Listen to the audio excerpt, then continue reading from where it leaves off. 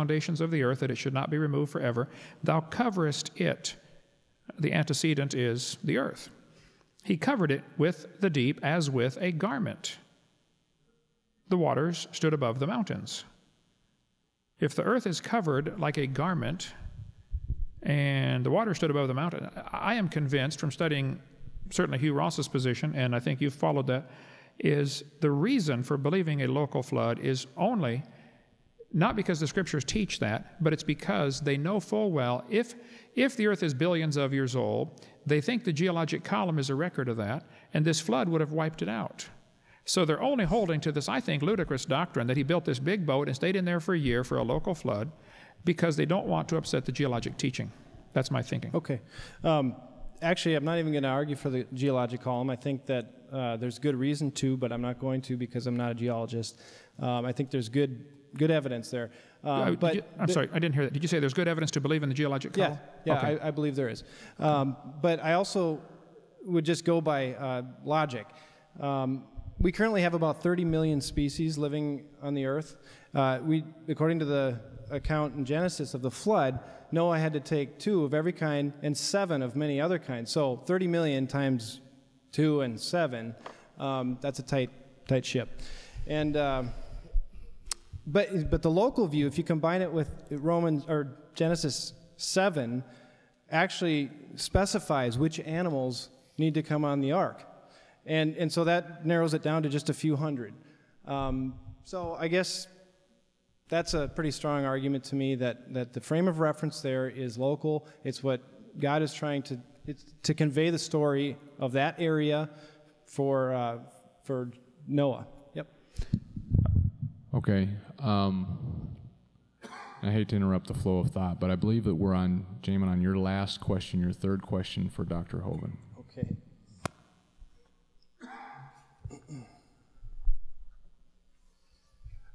Dr. Hovind, my question is, we've covered it a little bit, so maybe you can elaborate a little bit more.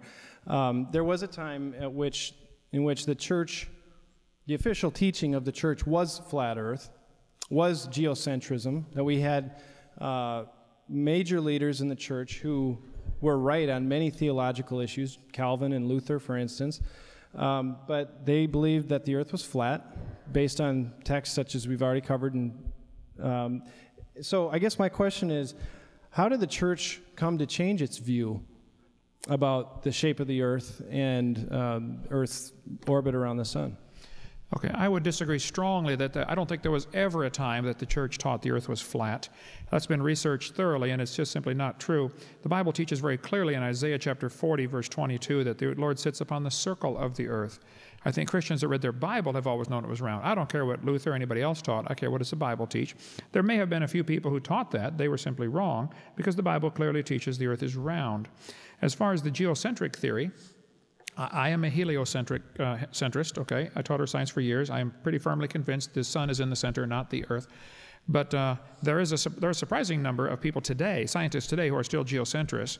I disagree with them. We can talk about all the Foucault pendulum and all the arguments for heliocentrists if you'd like.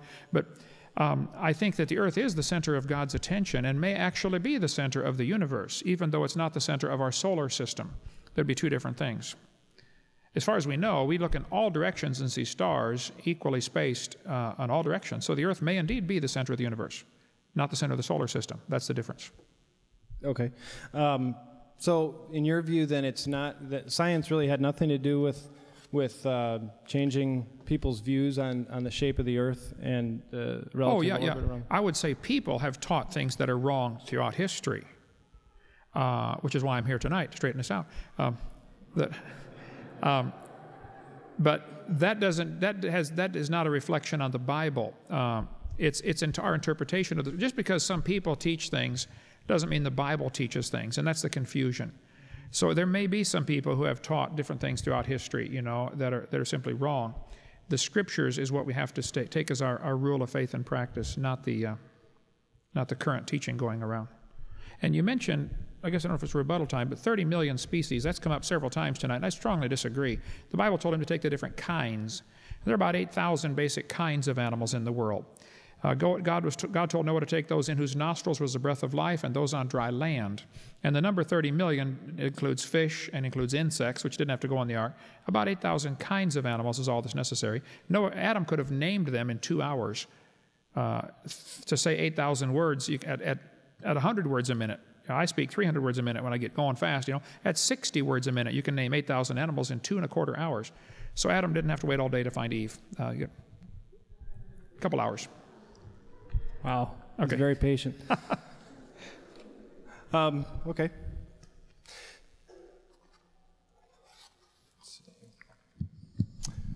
All right. I've been looking through the questions, so I think we're supposed to be in the rebuttal phase. Although I've heard you talking a lot, Dr. Hovind. So do you feel like you've accurately, let's see, rebuttal is actually, excuse me, Jamin, it's your turn to rebut Dr. Hovind's, but I guess the question is do we feel like we've covered this issue? Or do you want to rebut what he said? Which issue? Yeah. Wait. Yeah.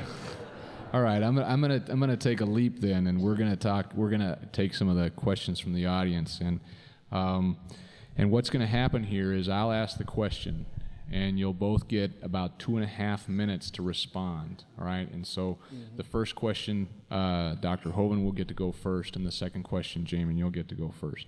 And we have quite a few questions on dating, scientific dating, and where that fits into this whole argument. And instead of asking an exact question, I figure that just talking about dating and where it fits into the young earth, old earth debate would probably be enough lead for the both of you. I don't date, I'm married.